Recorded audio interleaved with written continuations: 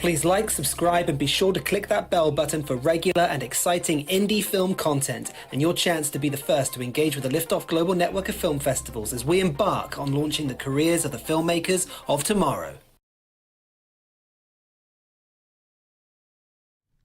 Hello everyone and welcome to today's stream. Today we are joined by two wonderful filmmakers. We have Brandon and Terry, who picked up the audience choice from the Amsterdam Lift-Off Film Festival. Thank you both so much for joining. It's a pleasure having you here. How this is going to work is we'll be playing both of your films muted in the background, and we'll be having a director's style conversation. If you are watching this live and have any questions for our filmmakers, please do put them in our chat room and we will do our best to answer those during today's stream. Let's start with you, Brandon. Why don't you introduce yourself and tell us a little bit more about who you are, what your project was, and your role on the film. So, hi everyone. My name is Brandon Oelofse. I'm a filmmaker originally from South Africa, but now I live in the Netherlands. Do you know what? When you came on and spoke the way you did, I was like, this guy, the Dutch are so great with English. And now I know why. Okay, got it.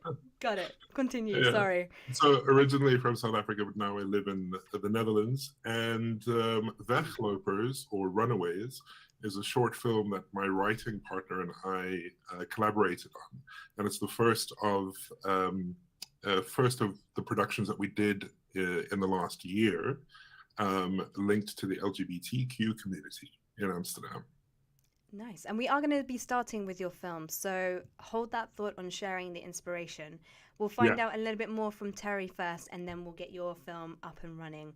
So Terry, why don't you introduce yourself and tell us what your film was called and your role on the project? Hi, my name is Terrance Gross. My film is called A FISTFUL of KARMA. It's actually the first autobiographical film I ever made, which I didn't think I was ever going to do one. So most of the content of it is horrifically true in all its comedy and horror. And I've been a filmmaker all my life, really, but I have a kind of parallel life, which involves my partner, Michelle, running retreats around the world. And the idea for the movie came from a lot of stories that we accumulated about the dark side of retreats. Nice. Fantastic. Well, I look forward to sharing both of your projects with our audience here today. And just a little bonus, I guess. We have one other filmmaker who has sent in a pre-recorded conversation. So we will be sharing that at the end of today's stream as well. And that is Raphael Slack, and his film is RENT-A-MAN. But let's start with Brandon and let's get your film going. So I'm just going to get it plugged in this side. But let's start by talking about the inspiration behind your film. Sure. So Runaways came about as a series of conversations. My writing partner and I, when we sat down to write, we looked at what was happening in the gay community in Amsterdam, and we really wanted to pick something that reflected that. So we had a number of conversations with our friends, people that we knew, and just reflected on what it was like being gay in Amsterdam. And we chose to tell this kind of romantic story, romantic drama about what it was like being gay in Amsterdam and dating in Amsterdam. I'm going to watch the film while we do this so we can actually talk about it. Absolutely, yeah, that would be great. The first scene happens in a gym, and we scoured Amsterdam for a gym that would allow us to shoot in it because the content is quite racy. The film has a lot of nudity in it. Yes, we were going to do a viewer's discretion. So before we get to that part, thank you for bringing that up. Viewer's discretion, there is quite a bit of nudity in this short film. So please watch at your own discretion. So when we're speaking to the gym owners around Amsterdam, they said, well, we know this happens in our gyms, but we don't want to necessarily advertise that. Sure.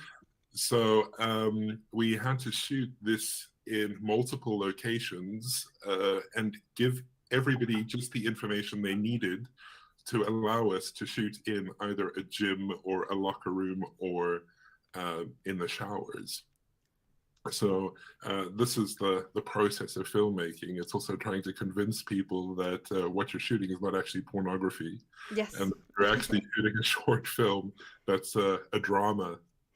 So talking about convincing people that this isn't a porn film, this is a drama and a story that you really want to tell, that must have been a huge hurdle to overcome. What other hurdles did you have to overcome apart from finding locations and the obvious hurdles that many filmmakers have to overcome? Was there anything in particular that you didn't think you were going to get hit by, but it came?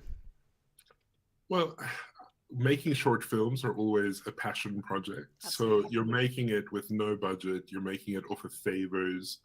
And I think the biggest challenge was finding a sound person in December in Amsterdam that was willing to do us a favor. We looked at every university, we looked at every possible way to find a sound person. And you think, oh my goodness, there are so many sound people. But at that time of the year, every single sound person was booked.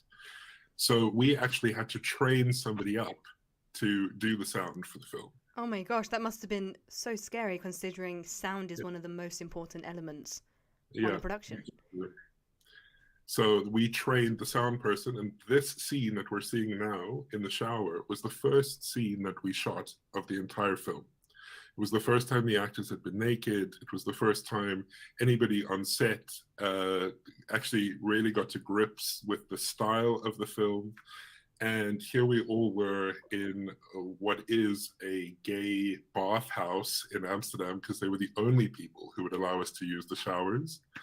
And we had a crew of people sitting around a shower, and this was the first scene that they were presented with. It was so funny because we also had some students who came to assist the production.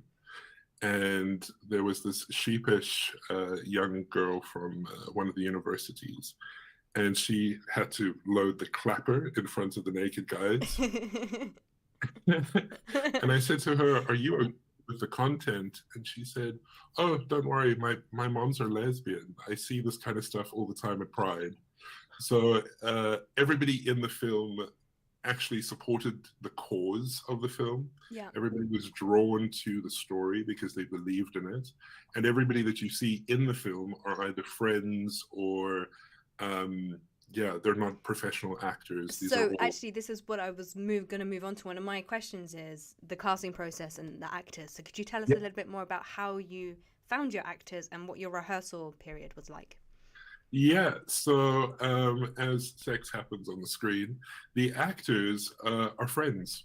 They're people who I've known in Amsterdam for a while. Thomas, one of the lead actors, is actually a writing partner of mine on different projects.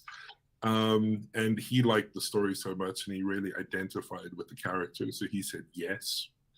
Lev, the other actor, is actually quite experienced. He has done some drama before, but he hasn't acted in a long time. And we were at a party and I said, "Oh man, I'm looking for actors." And I've scoured Amsterdam. I've auditioned about 20 people, but we can't find the right person. And he's like, "Well, you know, I'm an actor." And the next day he came in for an audition and he was fantastic. And we're like, "Yeah, you're the one." Yeah, their chemistry is amazing on screen. So really well done. Did you have to do much rehearsal with the two actors? Well, the one rule with we did quite a bit of rehearsals, but the one rule, and this sounds so ridiculous to say, but I told the actors that they weren't allowed to sleep with each other, which was a very real threat because we were constantly rehearsing these scenes. They had to fake a lot of the chemistry. And when you're faking that kind of chemistry, the chemistry starts to become a little bit more real. Absolutely. So we wanted to keep that kind of like tension between them. So we managed to keep them away from each other so that tension maintained from the rehearsal to the screen. Wow. Well, you succeeded, put it that way. And I've just seen out the corner of my eye, and it's another note that I have for you, because the lighting across this film is exceptional. And it brings different moods and feelings and emotions with it. Yeah. So the color palette, how did you decide on this? What was the reasoning behind it? So Herman, the cinematographer, and I looked at what was kind of happening in cinema, what we're seeing. I mean, hue lights are a big thing in the gay community. Everybody has hue lights, Yep. and everybody sets the moods now to their own spaces. So we really reflected on this, and we try to find that kind of feeling in the space. But also, this has gone through color correction. We had a very, very good color corrector called Fran at Comfort and Fame who did the color correction for us and brought these beautiful tones that Herman had put into the picture out a little bit more and made it a little bit more congruent. So a tip, if you are a first-time filmmaker, coloring at the end of the process or going with a colorist really does add a lot of value. Absolutely. Absolutely. It's often something that is kept out of the budget because if you don't have it, it can be quite expensive unless you have friends. But yeah, it just changes a film. Definitely. Yeah, exactly. I mean, Herman did also such a good job with the lighting. We had zero budget. So these are tiny LED lights that we've put around the space. Oh. We've also worked with natural lighting and available lighting, and then color changing bulbs and things like this to kind of give us this feeling of warmth, of a vibe. Yeah, nice. Mm. Very nice. I guess my next question, I was planning on having this coming a bit later on, but I would just really like to know how this film's been doing on the festival circuit. Well, it's quite interesting because it's racy. Yeah. So it's a bit of a dangerous one to put, I think, on a cinema circuit. And specifically in the Netherlands, we thought that it might do a little bit better, but it hasn't really found its audience in the Netherlands yet. Everybody who sees it, and specifically the LGBT community, completely love the film. Yeah. And they recognize the characters. Many people say, oh my goodness, I've been one or if not all three of the characters in the film at one point. So the community get it. But I think we've had a bit of a struggle with our film festivals and getting it to the right festivals that, also want to support a film like this. There are lots of LGBT festivals around the world, but so it's finding them. But outside of that, I still would have thought this would have done quite well. Yeah. It is 25 minutes long, so maybe that has some political reasoning to it. It is quite a longer short. But apart from that, I was really interested to hear that answer because I think it's a brilliant film and deserves a platform. So, yeah. I think 25 minutes is a difficult take. It is. If I were to redo this film, we would try and put it under the 20-minute mark. Yeah. Because it's kind of the cutoff for most film festivals. And that's the feedback that we've heard the most. It's like our cutoff is literally 15 or 20 minutes. So we want shorter programming because we find our audiences can't, a short film can't sustain an audience. This is true, but another reason is if they can program 2 15-minute short films in the space of what your film is taking, that's guaranteeing more ticket sales and more people to the screening as well. Yeah, exactly. So, I mean, that was a great piece of learning on this film. Make it under 20 or make it 15 if you can. And did you say that this is your first time? Your first time making a film? No. I've made films before. This was our first time making a film in the Netherlands. So all of the creators in this are expats and foreigners, and they all come from really good filmmaking backgrounds. But in the Netherlands, they haven't taken off. So all of us were really interested in exploring the Netherlands film industry, playing and seeing what we could achieve. This was shot in 3 days. Wow. So we tried our best to condense it into a weekend when we all could get off, from work. That's the other thing, making short films, you just have to find that time, and it can be difficult, but luckily I guess, I don't know how many crew members you had, but the cast is relatively quite small on this piece, which helps a little bit. Yeah. Yeah. So what is next? What is next for you? And what is next for this project? Are you looking to develop this series or potentially develop it into a feature, or is it a standalone piece? Well, we have a feature, and the idea with the short film was very much to understand the market, understand the Dutch film and television landscape, and also make the right introductions into it so that we could start shopping the feature around. So The essentially, feature this deals is the with proof of similar- concept. Pardon? So essentially, this is the proof of concept. Yeah, to an extent, it's LGBTQ content. So we're looking specifically at how to program for a gay audience, how to tell queer stories, that might not be seen as often. I think one of the biggest challenges that we faced is that all of the queer cinema that we're seeing has been greatly heteronormified, if that makes sense. Yeah. So Yeah, definitely. seeing stuff like from Ryan Murphy Productions, you realize that's not quite the gay experience. That's the gay experience watered down and making it palatable for a straight audience. Viewer friendly. Yeah, exactly. A straight friendly offering. And we wanted to pull that away. The film should make you, if you're a straight audience member, feel a little uncomfortable, because this is a world that you're not seeing, but it's there, it exists. This is actually the reality of most gay and queer men. Nice. Yeah. Yeah, I think having that approach, it will be difficult, because if no one has carved that path already for you, then you're going to have to go out there and shovel it yourself. So when it comes to the film markets and finding who it is that you are trying to approach, whether the sales agents or distributors, is looking at what they've represented in the past. Do you know a platform called Cinando? No. Do you know the platform, Terry? No, actually. So Cinando is spelled Cinando, and if you attend the European film market, which is probably where your project sits a little bit more than, I would say, the American film market. Yeah. You can, if you attend one of those markets, you get a pass to Cinando, and it is an online directory of all the sales agents and distributors around the world. And what is so amazing about it is that they have their company profile, who's in their company, so all their employees, and their different departments, including the acquisitions team. And it's the acquisitions team that you are looking for, because they're also actively looking for work. So you start a conversation with them.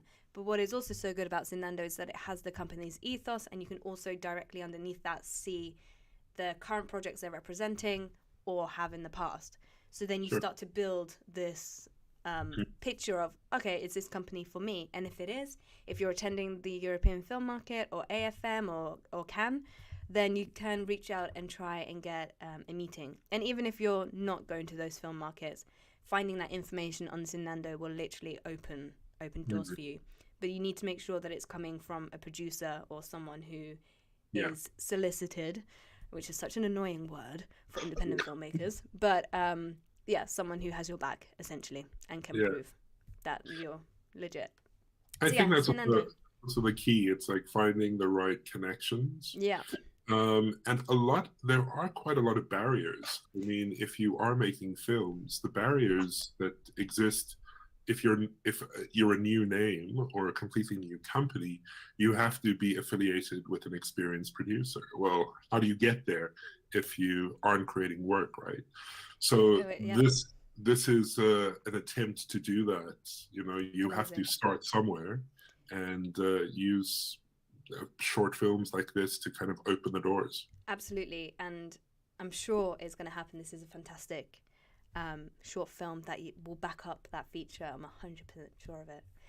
So good luck with everything moving forward. Final two questions then from me, and then we will be moving on to Terry's film. And these are more personal questions, which I quite like to ask, and I think it leads quite well into moving on to Terry as well, because I'll open yours with that question as well. What was the moment that you realized that the film industry was the one that you wanted to work in?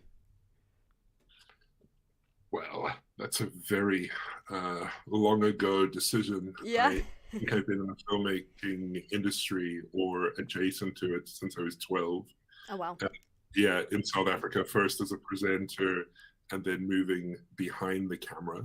So yeah, that decision kind of happened for me. I used to take the neighbors' kids and put them in plays and film the plays. So I think I've always had the filmmaking thing in me. Yeah, it just comes out randomly in these short films and television and things like this. Amazing. And then the final question, and one that our audience can relate to, and maybe I haven't seen it. What is your favorite film? Oh, what an awful question. I know. I would probably say American Beauty. Okay, I nice. think It is a great film. is probably one of the best written. Alan Ball's script is incredible. The direction is incredible. And yeah, what a great film. I haven't seen it for so long. I might put that on my Christmas watch list. So You should. Thank you. And thank you so much for sharing your film with us. I am going to program in A Fistful of Karma as we speak. So I'm just going to change the screen. And as we round up Brandon's interview, if anyone who is watching this does have any questions for what you've just heard, please let us know. And now we're moving on to Terry's film. So thank you so much for sharing, Brandon. Terry, I'm going to open with that question as I get your film ready. What inspired you to get into this industry? And what is your favorite film? Let's start with what inspired you. What inspired me? I was a stoned teenager in a ratty art house cinema with a bunch of friends, watching One Flew Over the Cuckoo's Nest for the first time, and I just loved the anarchic irreverence of it, and the fact that it was so kind of challenging about everything, and it was so kind of, I mean, in those days, Jack Nicholson was such a charismatic actor. I just thought, oh my God, you can change the world with this. And I mean, like a lot of stoned teenagers think like that, but that kind of stayed with me, you know. So that was, I'd say, that was a pretty pivotal moment. I haven't forgotten that. It's a fantastic film. I remember the first time I saw that when I was blown away as well. And for, I don't know, I think I was maybe 12 or 13 when I first saw it. And by that time it had been around for a while. So it managed to hold its value and hold its era very well, definitely. And so what is your favorite Something film? about the 60s. Yeah, well, the 60s. I mean, it changes, and obviously I just watched so many movies and I love films. I think the film that never really left me was It's a Wonderful Life. Yeah. Because it's so life affirming, and it continues to be moving, you know, like 80 years on. And it's a wonderful chiaroscuro kind of dark and light image of America, of what's great about America and what can be terrible about America.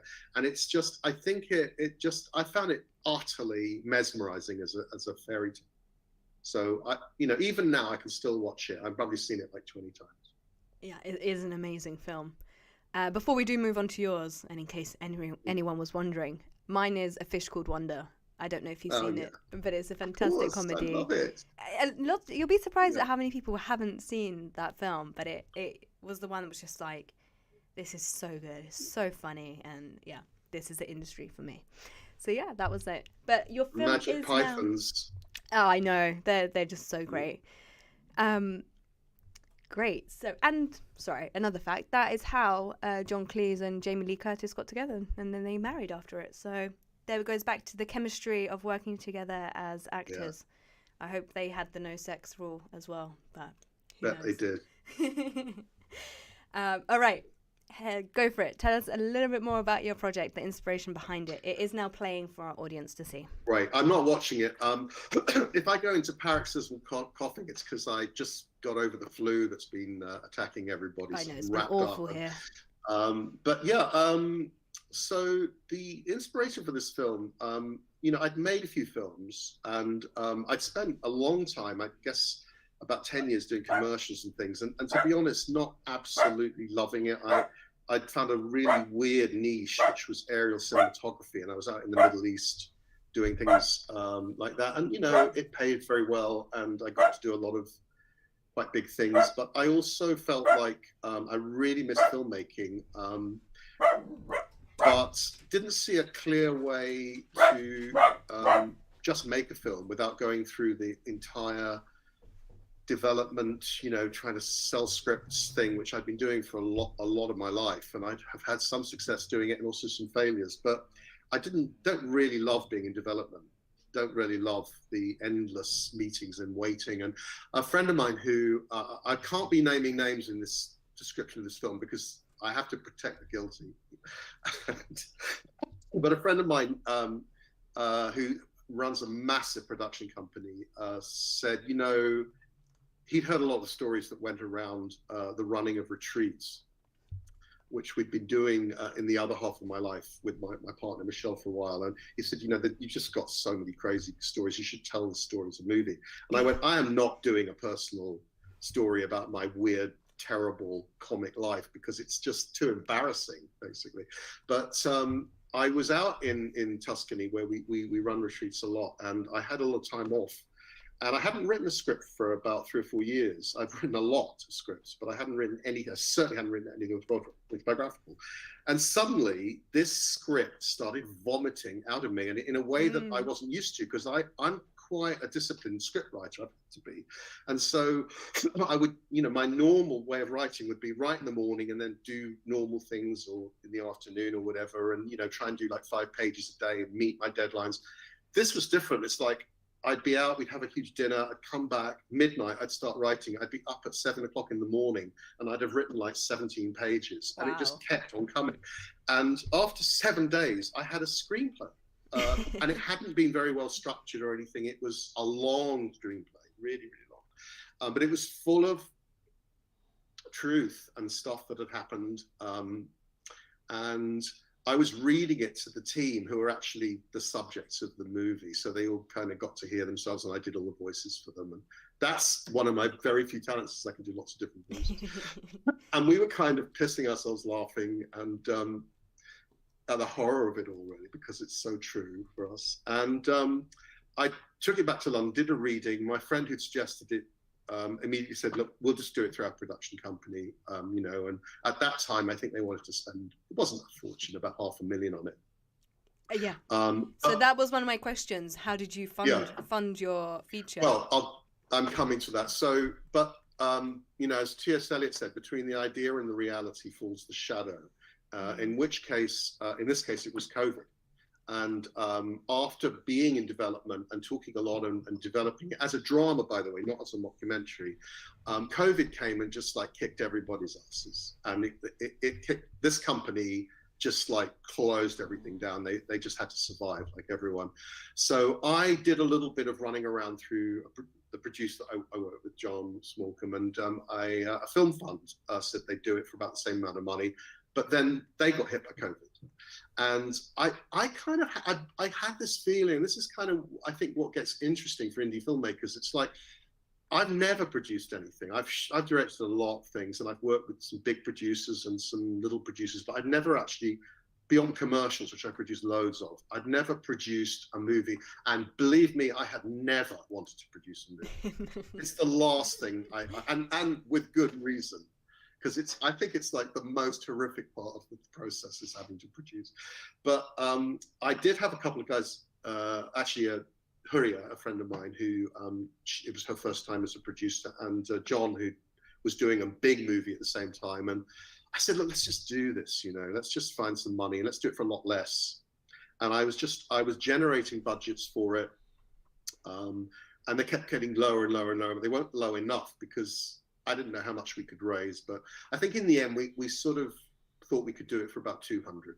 And that was to get 45 people out to Tuscany with, a lot of equipment. And the way, I won't get into the details of how we raised it. We used a lot of equity money, and we did some crowdfunding, but we did raise enough to shoot the movie. Yeah. And I decided to, because I have been around budgets a lot in my life, I decided not to rent anything, but just to buy everything that I thought we'd need and keep it as a resource so that we could either sell it after the movie or rent it or whatever. So we actually bought everything we needed to shoot a movie, which we were shooting on red Komodos, which, as you may or may not know, are great cameras for cinematography. It's a Super 35 body, and We used DZO lenses and a bunch of other lenses. And it actually gives you a really good look, but they're very fragile. We blew all of them on the shoot. Had to replace, you know, rent in Rome. We were insured. It was, that part of it was very tricky because I think retrospectively, we had a big cast there were, you know, because we had a cast and a band. So they're up to about 20 people in the cast plus extras and so on. And then quite a small crew because I reimagined it as a mockumentary. Partly because I thought it would work better as a mockumentary. And I like mockumentaries. I'm a big fan. I love, you know, What We Do in the Shadows and all the Christopher Guest movies. Yeah, absolutely. Best in Show. But I also thought it was an interesting way to tell a story that would not involve having to basically shoot everything as a drama. And, you know, which would have meant like 12 setups per scene. And we had 3 cameras. I could just see it being, we didn't have the time. We had about 21 days of principal photography, and then I did a smart thing, which is I kept a very small number of crew behind and the gear, and we just shot pickups for 5 days, like lots of drone stuff and motorcycle stuff, and that really helps when you're at the end of a shoot. It doesn't cost very much, but God, you get so much good stuff if you're not with the crew and cast, basically. Yeah, you have the freedom to breathe a little bit, and that imagination can come in. Yeah, nice. Yeah. Did everyone stay in the house as well? If they couldn't stay in the house, and we had like up to about 20 people in the house, plus there's a barn at the back, so that was another 8. And we had it up to, as I said, nearly 50 people there. Everybody ate and worked together. We had great chefs who we know. We really didn't save money on catering. That was never the plan. Everybody drank every night, and we'd have massive parties at the weekend with live music. And I think I can honestly say, as a kind of experience in filmmaking, for the cast and crew, it was very unusual, and they fell in love with it. They fell in love with it and with each other. And I mean, I've worked on a lot of productions, and I think everyone has who's been in the industry for a while, where the cast and the crew have a separation. They don't trust each other. They kind of have there's a really strange reticence for actors to be involved with the unit and vice versa. And the crew that we were using, almost every one of them is an artist. I mean, apart from being a DP or a sound recordist or whatever, they're also, almost everyone on that project was an artist. And the same went for the actors. They're very multi-talented people, and they just all gelled as a family, as a tribe, really. And everybody wants to see each other all the time and meet and party again. So it was kind of an amazing experience. Very hard to repeat. And I think next time round, I wouldn't try. The budget just wasn't there. So it was an insanely difficult thing to do and overly ambitious, but it was great for the experience. Amazing. It sounds like you had a wonderful shoot. But we must have had some hurdles that you had to overcome. Yeah, there were a lot of. I mean, first of all, the logistics of getting a ton of gear, and our art department is a family up in Piedmont in Italy, who were actually having to work in a foundry to create things that we needed. They were chopping motorcycles and building bar equipment, and they built the Gatling gun, and it all works. So I mean, we had a lot for a little, but the problems we had was basically just getting it all down there and keeping everyone alive. We had 3 vehicles trashed by people basically out of their minds, just driving up the roads without permission. A lot of things happened. Yeah. But I'd say what the difficulty for me was not the creative part of it or the directing, because I found that it worked very smoothly. I mean, you are fighting sometimes the elements a little bit, but that wasn't it. It was getting to the end of the shoot and not having raised the post-production money, and having to kind of do that from scratch. Everybody had said, all my extremely experienced industry friends, it'll be a piece of cake once you have it in the can. That is a lie. It's a dirty lie. Don't believe it. It's not a piece of cake at all. It's actually harder. And so there was a fantastic amount of scrabbling around and desperate fundraising, and a hiatus of about 5 or 6 weeks. And then I cut it in Los Angeles with an editor that I have a lot of respect for. I've done 2 films with, and he's he's a very rational, very studied, very experienced guy who is the exact opposite of me in every way. I'm very impulsive, and I'm a fantastically optimistic and a self-detonator, and I need someone like that. Yeah. So I needed to be out there with him, and we spent about 3 months there. I then didn't have enough for grading, mixing, and all the things we needed to do, and I wanted to do it properly right to the end. My friends in the industry just like came forward and went like, you need to mix it at South 5.1 Studio, just get in there. And my best friend, who's an incredible grader, Dado Valentic, just went, don't worry, Terry, I mix it for you, pay me sometime. You make some money, you pay me. So it was kind of, it was like that all the way through. And obviously we needed some money for ADR and payments and all that. But we did finish it on a lot of goodwill and everything. And I then had another luxury I'd never had this before. We screened it over and over again to audiences in little cinemas, and we did like a screening against a white wall in Italy for the whole village where we shot. Nice. That was Cinema Paradiso, people cheering.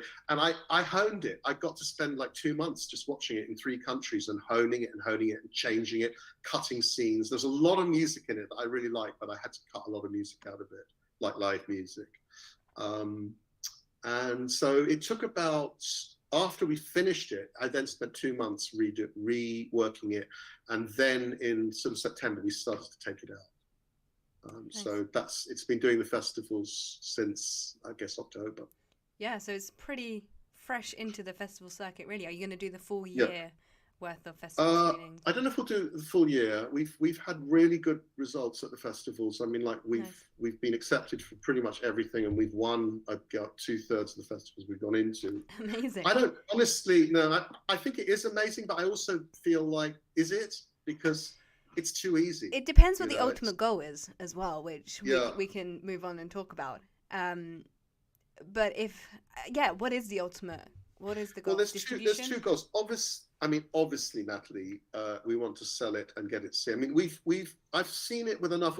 I've sat in a lot of screenings with audiences, and I think if you have any kind of instinct as a filmmaker, it doesn't matter what people say to you after screening. When you're in the theater with 100 people or 500 people, whatever it is, you can tell how they respond to the movie just by the sounds they make in the movie. Yeah. And we've had great responses from audiences. So I kind of feel like, I think this film, the audiences like it. How do we get to those audiences now?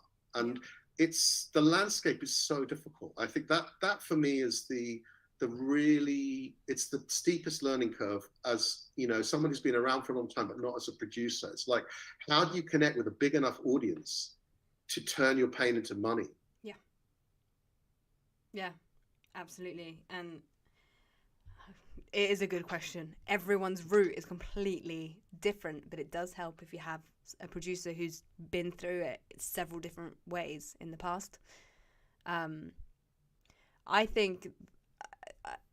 feel like if you've already kind of done the cinema experience with this film, you've kind of done it yourself and it's going through the festival circuits. If you're looking for distribution, is it vital that it gets a cinema release? Probably not, but that's your vision.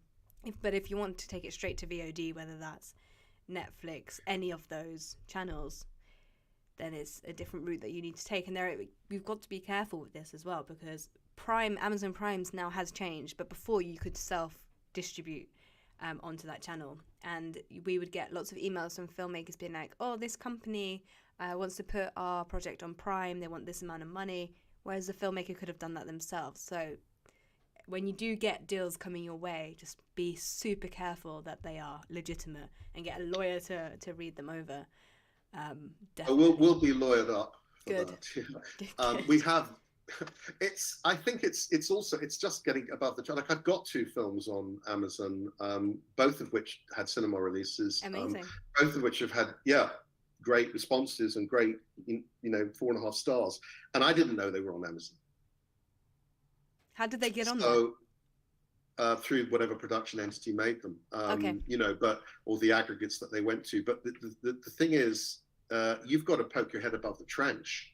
People have to know about you, and I think that is the big challenge, and that's the thing I'm the other side of what I want to do is I've written a 12-part first series based on the story, which again is just full of some of the crazy things that happen, but it's also full of invented things, and I do have an interest in developing that as a series, which I think would be very nice. Having done the pure indie route on the film, would be to take it somewhere and do it in a slightly more grown-up way with less personal financial stress. Yeah, it takes a big toll in your life. To be honest, I think unless you already have those contacts in place, it goes back to what I was saying for Sinando. Like, go onto IMDb Pro, look at what projects are similar to yours at this indie level in that budget realm.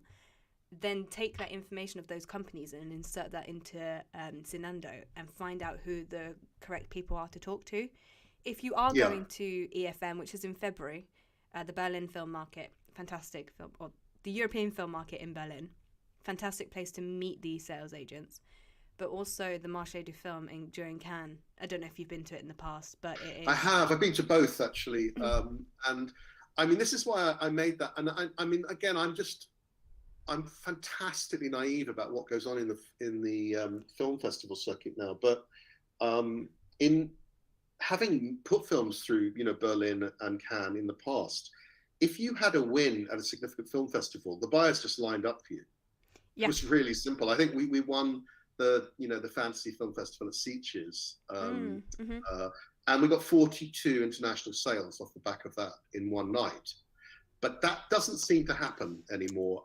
I think it might happen at the AFM, or. So what I was mentioning there wasn't about getting your work screened during Berlin Film Festival or EFM Berlinale, or getting it screened in Cannes, but it's building your network and going to those parties, meeting those correct people, going to their stands during the market and just saying hello. It's the best way to start getting your personal contacts together for that realm.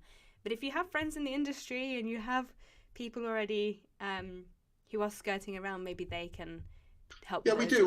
We're talking to a couple of sales agents and somebody else as well. But yeah, I think it's a learning curve for me, and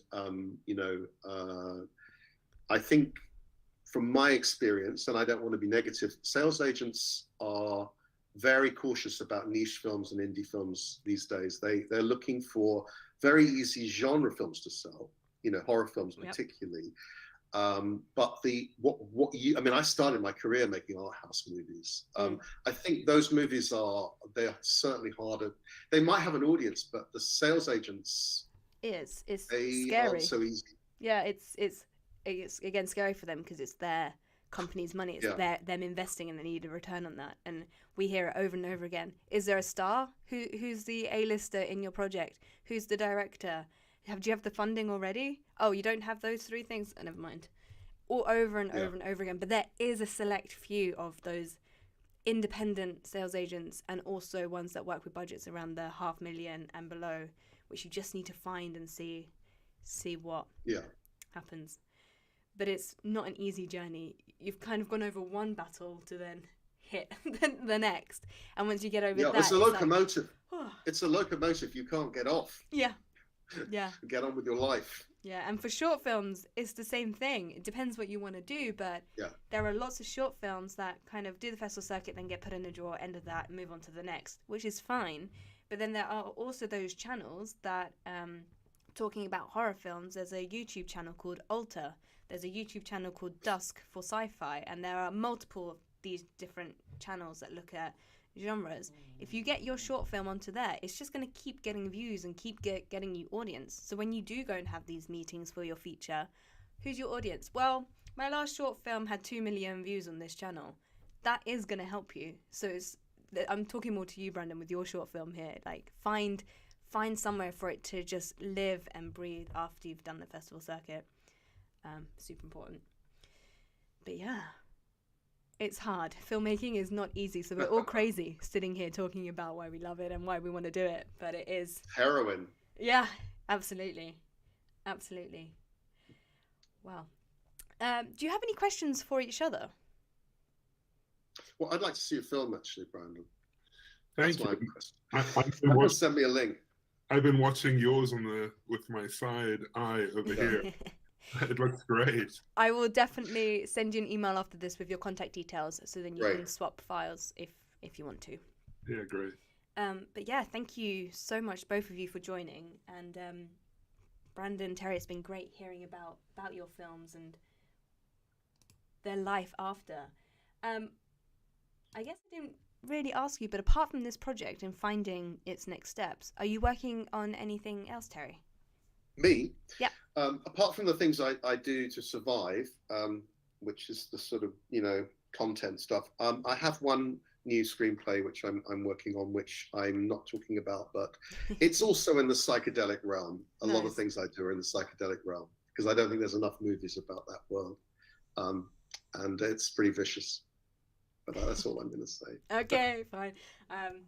Amazing. Well, again, thank you both for watching. I am going to start programming up the Rent-A-Man by Raphael Slack, who can't make it here today. So if you two want to jump off the call, I just want to say again, thank you so much for joining, and it's always a pleasure talking to our filmmakers. Stay in touch, and please let us know what it is happening with you next. If you make some more short films on the project, we'd love to see it and help you if we can.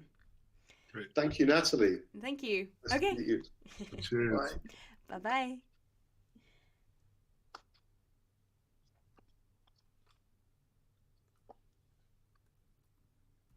Okay, so I'm just going to program Raphael Slack's film in. He has done a nice interview along the same vein as what you've just seen. His film is Rent-A-Man, and it was also one of the audience choice favourite films from this year's Amsterdam Lift-Off Film Festival.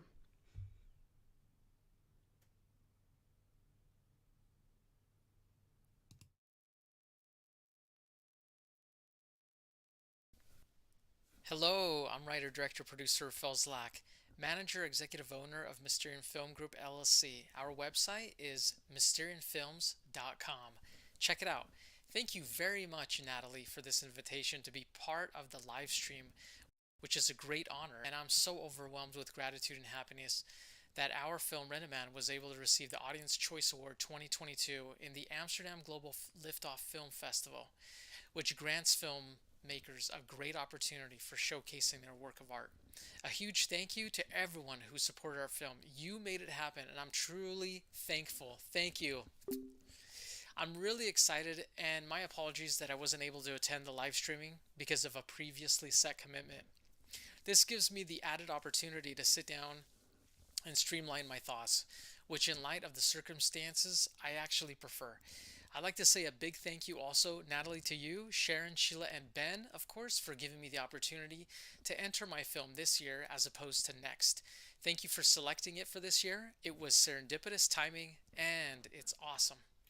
I want to congratulate all of the other filmmakers for their awesome art, especially the other Audience Choice Award winners for both feature and short films. Terrance, Brandon, yes. All right. Good job, guys. Yeah. Thank you, Ben, for putting together a valuable tutorial for new filmmakers, which helps them get out on the fast lane. Our film company's mission statement is Mysterian Film Group ignites consciousness through the well of the subconscious by showcasing stories that are all around us, yet reveal clandestine powers. Our 93-minute feature film Rent-A-Man is a mystery crime drama that takes place in the desert outside of Las Vegas between two men. One is a gangster played by John Marie D, the other a mysterious rent-a-man played by Jacob Baranski. They play a stylistically subtle yet dangerous game of cat and mouse while hiking Valley of Fire State Park until the ultimate future-changing twist ending. Since this is a mystery story, for more information, please head to our website, mysterianfilms.com, to read the synopsis. The inspiration behind Rent-A-Man, our feature, is multifold. In brief, I attended a writers' conference in LA back in 2015, where I met a fellow writer-director who later suggested I view the film The Sunset Limited. During that same time, I met with Buffalo 8 Distribution House with the request of getting a line item budget for a different passion project called Astro Sun. While there, I had a meeting and also chatted with one of their production experts, who recommended that I write a no-budget script for which I could more readily attempt to gain momentum for. The Sunset Limited film was a philosophical yet simple story set in a single room starring Tommy Lee Jones and Samuel L. Jackson. My writer-director friend proposed that if I write a no-budget script in a way, using the Sunset Limited as a sort of loose template, he might be able to direct it if finances were to come together. The concept has evolved to a screenplay titled The Ukrainian, but it's yet to get off the ground. So that's the first fold in our inspirational multi-folded cloth. The second fold is that I was looking to produce a script I wrote titled Adam and Eve Go Hiking, and had cold called a director asking if he'd come aboard in a package deal where he'd bring 3 Red cameras, his editing skills, and his directorial vision. We had loosely agreed on a weekly rate, and we were awaiting several months for spring so that the weather would allow us to film outdoors. Things fell through, mainly due to scheduling. At this point, after struggling for several years trying to produce a few of my scripts, where I actually garnered the interest of 3 directors without solidifying financing, and before that, learning to screenwrite and create scripts on and off for almost 2 decades on spec, and even dabbling at UCLA, I really thought the gig was up. But then I visited the parking lot of a seafood grocery store in January. I was reminded of the first fold in our cloth, that if I could write a no-budget feature set in the desert, I might be able to afford to make it on my own and still film it during spring. This was purely a flash of inspiration, without much planning behind it, other than I had briefly worked on a directorial prep of my script Adam and Eve Go Hiking with the substantial help of YouTube. This time, following my creative inspiration turned out to have a mind of its own, meaning I had no true idea of the whole of what it would take to create a feature on my own. But as Julia Cameron wrote in The Artist's Way, A Spiritual Path to Higher Creativity, and Betty Edwards wrote in Drawing on the Right Side of the Brain, both added up to teaching me back when I was in high school that we have latent creativity in us. We just need to find it and use it. I struck a vein of golden creativity while visiting that seafood parking lot. When I returned home, I wrote within 24 hours I had completed 90+% of a first draft. I went over it for the second time in the next 12 hours and completed 96% of it to my liking, which was extremely unusual for me, as I'd taken years in the past to perfect scripts with feedback from multiple professionals within the industry. Then again, those stories weren't simply limited to 2 actors and were much more complex. So perhaps it wasn't exactly the same process, but someone once said that when a writer with years of trial and error finally writes something with a bolt of inspiration, it's due to over a decade of gathered knowledge and education bubbling up from the subconscious. Maybe so. The germination of the idea behind Rent-A-Man was spurred by a YouTube video about a real-life Japanese man who put an ad in the newspaper asking to be a rent-a-man for women needing a light social companion in public, someone to vent to and be heard by, maybe have a meal with, a drink, and go to the movies, and that's it, nothing more. At the same time, spoiler alert, I was reading about the news of Synchron, Synchron, a rival brain-computer interface of Neuralink, the one by Elon Musk, if you remember, being cleared by the FDA, Food and Drug Administration, to test a brain chip in humans that would open a Pandora's box. I also read journals about a brain-computer interface that, after many decades of perfecting, was now coming onto the public stage. Naturally, this new technology will bring speculation, curiosity, and a wide array of questions. It also helped inspire my twist ending as a cautionary tale of what may lay ahead for civilization. My main objective was to have one of my scripts come to life as a feature film, and hopefully in professional quality. I was yet to learn the domino effect of hurdles that I would be forced to relentlessly hurdle over myself if I was to see this vision to its fruition. Perhaps naivete was a blessing this time, as it gave me the courage to press on through. As Quentin Tarantino said, the best film school is making a film yourself. I knew I could imagine, therefore I could write. And I bet that with hours of study, analysis, and prep on my own, I could give directing a shot, even though it scared me. When it came to editing, I found an editor who was interested in the project for an industry rate, and that was without color correction nor sound added on. Both of those would be extra, thousands extra. I had prepped the footage at this point, which took 5 days of work following the editor's guidelines of delivery. When I added everything up, the cost exceeded my budget, and I knew it would run over budget even without those specific extra costs of color and sound. I didn't have any idea of what I was going to do. So I was in daily talks with my actor, Jomri, who kept suggesting that I do the edit myself, which I thought was absolutely ludicrous at the time. I had zero experience directing, zero experience with cinematography, except for having a recognized talent as a hobby photographer a couple decades earlier, and dabbled with basic YouTube video editing, which was merely merging clips together and not really what the nitty-gritty of editing is about. So I said, no way, are you crazy? Well, those phone calls continued, and Jomri was simultaneously encouraging me, which I'm grateful, extremely grateful for, and painting me into a corner, because I realized that if I didn't do the edit myself, there would be no film. I started researching computers, graphics cards, technical jargon. I started cold calling custom build shops and picking the brains and doing more research of this part of the folded cloth was the part that you wipe gravy and meat and potatoes off your chin with, because it's such an absolute mess. The learning curve was an absolute living nightmare. I stopped and asked myself, what have I gotten myself into? Then I called Jomri and asked him the same question. You know what he replied with? Well, if you buy a computer and do the edit yourself, you'll be able to edit the next film yourself and save on cost. First, I had to learn what I was doing, even the most basic level, and still attempt to deliver something of quality. Because I didn't want to just throw something together. I wanted it to feel like art, at least to me. Learning how to prep as a director, then applying that knowledge to cinematography and attempting to make a film which has a visual aesthetic that will contribute toward the feeling of the film, that was no easy task, but I really believed maybe I could create some art. Learning to edit, that includes learning to manage the sound edit, which took the most time because of the wind being recorded outdoors. Also, learning to include music, sound effects, after effects, and creating a suspension of disbelief where the viewing audience is pulled into the story versus being a spectator was a great challenge. Editing was a very steep learning curve, and although at times the process literally felt like hell on earth, pardon the language, I'm relieved and unbelievably happy that I was able to solidify a finished product.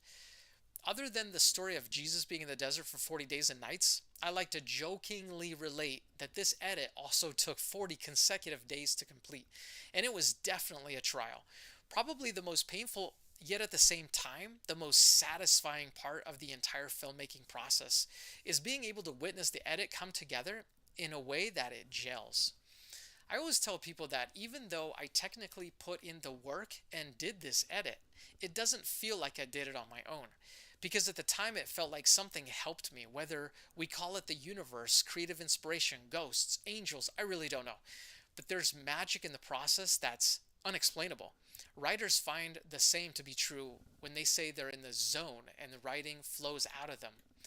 After the edit, I had to learn about deliverables and gather everything that's required for a potential distributor, including taking the behind-the-scenes photographs, designing them into a poster for the film, cataloging the music and images that I licensed, which is time-consuming, creating a trailer that's enticing, taking an interest in English captions and foreign subtitles, all in order to keep the budget low. I had to pile on as much responsibility onto my own shoulders that I could possibly learn to manage in a relatively short time.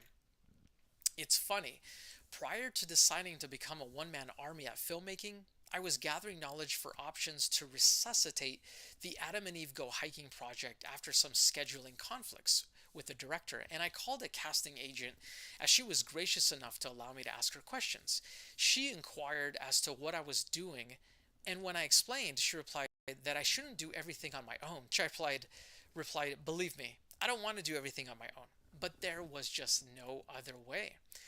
There were just some of those hurdles that I just had gone over among a laundry list of additional ones, including buying props online, insurance, sitting with park rangers, emailing about permits, and fixing errors associated with all of the latter in time, and on that seemed to expand the more time marched on. The process was that of driving in fog. You may drive slowly and get somewhere, but you're unsure as to where you're exactly at, as you think the end of the road is just ahead, and it's always turning out that there's surprisingly more road to cover. I had never attempted professional cinematography, so I was very concerned about the strong sunlight shooting outdoors. I learned a little from watching director Terrance Malick at work and delved into understanding what a natural perspective might be like, of course all on YouTube. I researched filters and exposure settings and other technical jargon from a beginner's point of view that I now tend to forget off the top of my head. This is why I write everything down, but I had to scour the internet to find exactly what I thought I was looking for. So when I prepared for the shoot, I purchased some additional equipment that I never used because I wasn't able to apply both the camera and filter lens, for example, to a specific gimbal I had found. I tested the exposure of sunlight prior to going out in the desert with different filters, exposure settings, ISOs, etc. But when I got out into the desert to scout my locations, I found certain settings didn't work exactly as I had planned. So I was lucky to find a quick fix and make a small adjustment in order to avoid unnecessary glare. A lot of this, since I'm a technical beginner without experience, was dumb luck coupled with theory. I initially wanted certain locations within the state park, but when I sat down to discuss this with the park rangers, I was told where I could and could film, which forced some adjusting that I think still turned out in the film's favor.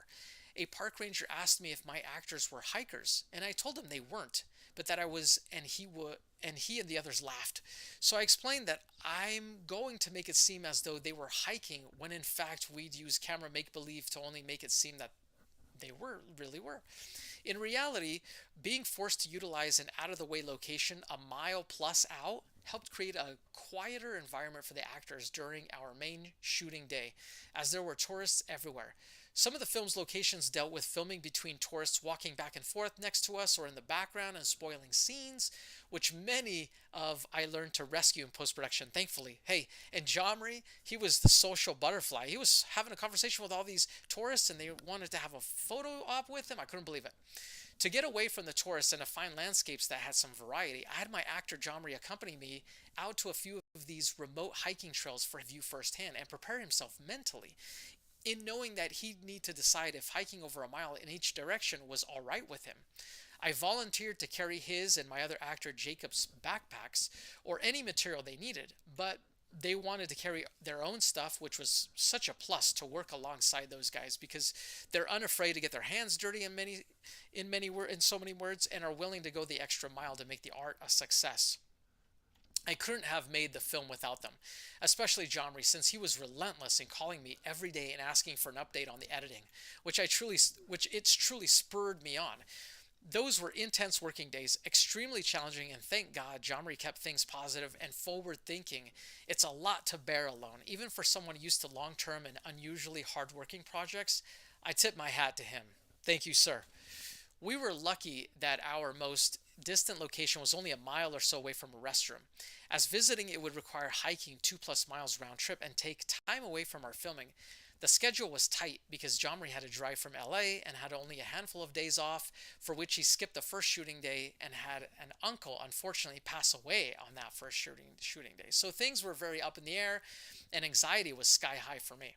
Thankfully, I flew Jacob out from Chicago and was able to film some of his scenes the first day, which was challenging for him as being new to acting and not having anyone else to bounce feedback off of him made him feel a little bit anchorless. But I assured him that I would do everything in my power to make his character look good on film if he'd entertain some of the maneuvers I was asking of him, such as the way he was to walk or the way he was to stop and turn. This was choreography for the scene, so it would look and feel natural. Otherwise, it felt off even if it was done in a normal way. Something that actors and directors need to trust one another on in order to try for the best option possible. And Jacob and I, we did it. We were on the same page, thank goodness. Many times these are experimental facts that can't be prepped for, and the director will find out on the spur of the moment when they're filming. Observe and adjust is all that we can do. I'm really, really thankful for both of my actors. They were troopers, and I'm not sure that I could have pulled this off with anyone else. This was their first acting experience, and they both were sort of teetering about the idea, but I told them that I'd do all of the work, do whatever I could to make them feel comfortable, and I'd make them look great no matter what. We built trust and a spirit of adventure together. Jomri and Jacob both received the script ahead of time, and I spoke at length with both of them over the phone about their characters and who they are, and discussed it with them to see their perspectives on these characters and how else we could enhance them. I spoke with them about the wardrobe and why certain colors needed to be included, and the ideas behind the opposition of perceived good versus evil, for example. I had several conversations with the actors in lieu of actual rehearsal, which had me on edge, yet turned out to our advantage. Jomri really loves to be in the moment as an actor, so for his character he believed it would be best to act as spontaneously as possible, and I think that the believability came across in his performance. I simultaneously was filming them with a camera, lifting up a tripod in one hand and keeping script continuity with the other while feeding them their lines and giving direction as to how to approach each scene. It was a circus for me, juggling things in my hands and topics in my mind. It's like you're really revving the engine, you know? Jomri really loves to be in the moment, and so what I like to do is I watched YouTube videos about directors speaking about their experience in the moment and what they were thinking about after they wrapped, and they all said that they had really strong emotional breakdowns. I couldn't understand why, until of course I was in the same position and it happened to me. Once everything is finished, that's when the dam really breaks. It's like you can finally feel the relief, you know? It's definitely an experience people need to have firsthand to truly relate to pressure, details, and intensity of it all. And also realizing the attainment of a lifelong goal, which is amazing.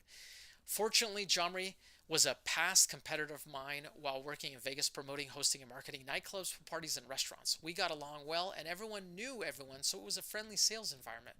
True story, 5 minutes after finishing the script, I thought, who could I cast for this main part? Out of the blue, just then, Jomri called me to invite me to a mutual friend's birthday party. I was so excited to receive his call that I thought it couldn't just be coincidence, and I explained to him the story, character, and asked him right then if he'd ever wanted to be an actor. He replied by saying that in the past week he was contemplating trying to be in a TV commercial. After watching an ad for washing detergent with a middle-aged man, we both laughed, and I said this would be even better if he had an acting credit in a feature film that would give him a leg up in commercials. He asked questions about the story and character, and after about 20 minutes conversing, he made up his mind and said yes. The next thing I did was call Jacob in Chicago, who I've known since childhood. Although we've seen each other once in 30 years, 10 years prior, and rarely spoke, I talked to him in the past about the Adam and Eve Go Hiking project over the phone, which he volunteered his services for if I needed to cast him. Thank you for that, by the way, Jacob. He had this aunt. Well, we kind of shared this non-blood related aunt who passed away recently, God rest her soul, and from time to time throughout the years she'd reiterate that Jacob and I need to work together, and I guess she was right. I pitched the RENT-A-MAN film to him, and he decided to come aboard, but he confessed that he didn't realistically think the project would pan out until I emailed him his airline ticket confirmation, and that's when it dawned on him that this was for real. He kept me on the phone while hopping around town, trying on different suit jackets and sending me selfies to see what I thought about his wardrobe, which ended up being better than I had imagined. I always tell both of them that this film project, despite the hurdles and the inexperience from my frame of reference, all of the mistakes wound up being blessings in disguise and made the film a ton better. I personally think that with the limited resources, crew, and knowledge, the feature turned out head and shoulders better than it could have otherwise. The actors see it from their own perspectives, but they weren't privy to the prep and edit, which with a full understanding would shed light on how lucky this entire bucket list venture turned out. I'm happy with the film and very grateful for their help, and hope people will enjoy it and see the ending as a cautionary tale. Lastly, there's more to this story that can be pieced together, at least from a director's point of view, which I picked up from listening to both Kubrick and David Lynch speak about their visions of which influenced this picture. RENT-A-MAN is still on a film festival circuit. Perhaps it might be viewed somewhere, and if fortune smiles, be nominated and win an award down the foggy road. I'm actively speaking with distributors and channels channel platforms in hopes that after the circuit ends, TVOD, SVOD, and AVOD will all be options. The next feature project that I'm focusing on is titled Synthetic Kale, Jacob and Jomri. I'm looking to cast again, but this time there will be a female lead with the majority of female supporting actresses, God willing.